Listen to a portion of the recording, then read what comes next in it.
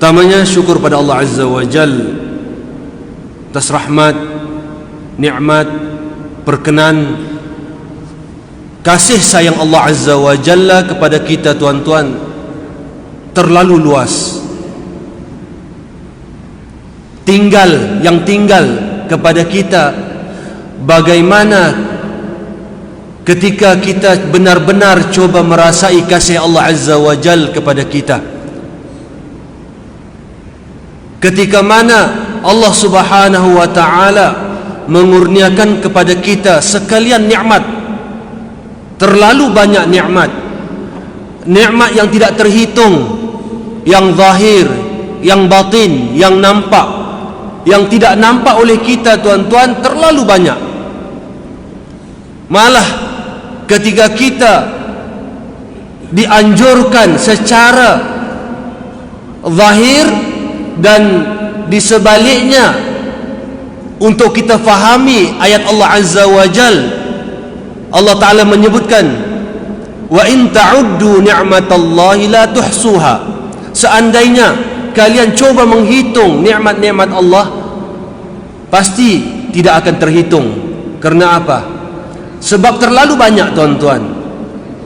Dan utama dan sebesar-besar nikmat ketika Allah Ta'ala masih menetapkan iman dan Islam di dalam diri kita. Allah Ta'ala maha baik, Allah Ta'ala maha rahmat, Allah Ta'ala maha pengasih. Allah kurniakan pada kita nikmat iman dan nikmat Islam.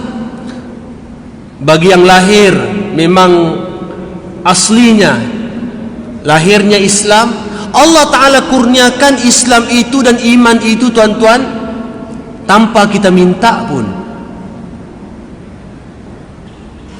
tanpa kita minta.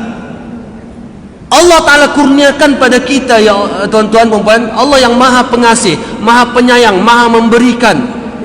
Ketika mana kita lahir sebagai seorang Islam, Allah kurniakan nikmat yang paling besar, nikmat iman, untuk kita jaga sehingga kita mati. Yang si diminta Allah Ta'ala beri daripada nikmat yang paling besar, apatah lagi mun kita mohon dan minta pada Allah Azza wa Jal, pasti Allah Ta'ala akan beri. Isunya kita minta sih, benar-benar sih kita minta pada Allah Azza wa Jal. Ketika mana kita mengabdikan diri pada Allah Subhanahu wa Ta'ala dengan doa kita, permohonan kita, pengaduan kita pada Allah Ta'ala, itu antara tanda-tanda syukur kita kepadanya. Ketika kita lupa dengan Allah Ta'ala, kita minta dengannya, dan Allah Ta'ala tahu kita tu sebagai hamba yang hanya ada Allah Ta'ala ketika kita nak minta, hanya ada Allah Ta'ala ketika kita nak mengadu. Allah Ta'ala tahu kita tu hamba yang benar-benar mencarinya ketika kita senang, apatah lagi waktu kita susah. Maka ketika kita minta pada Allah Ta'ala, itu antara sekalian banyak cara syukur pada Allah Ta'ala. Antara cara kita bersyukur pada Allah Ta'ala, tatkala kita nak meminta, kita minta hanya kepadanya.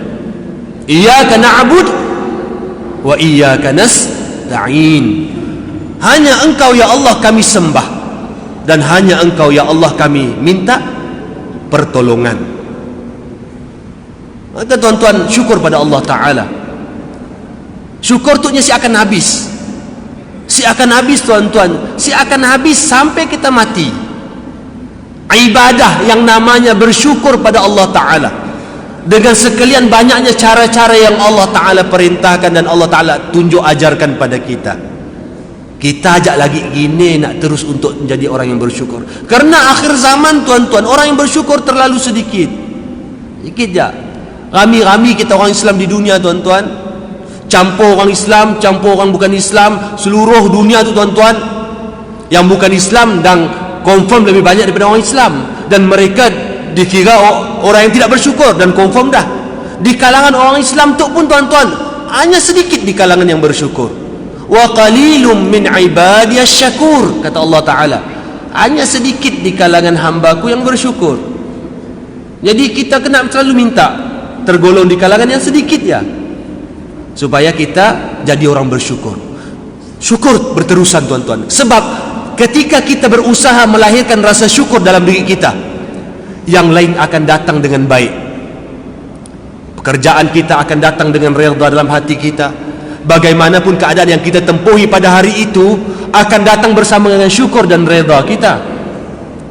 Syukur penting tuan-tuan. Dari awal pagi kita bangun sampai malam sebelum tidur, syukur itu berpanjangan. Dengan syukur yang akan seiring dengan redha Allah Azza wa Jal, redha pada ketentuan Allah, dan Allah Ta'ala akan redha pada keredaan yang ada pada manusia atas apa yang Allah Ta'ala kurniakan padanya. Maka teruskan bersyukur dan bersyukur tuan-tuan. Tuan-tuan dan puan-puan yang dirahmati oleh Allah Azza wa Jalla sekalian,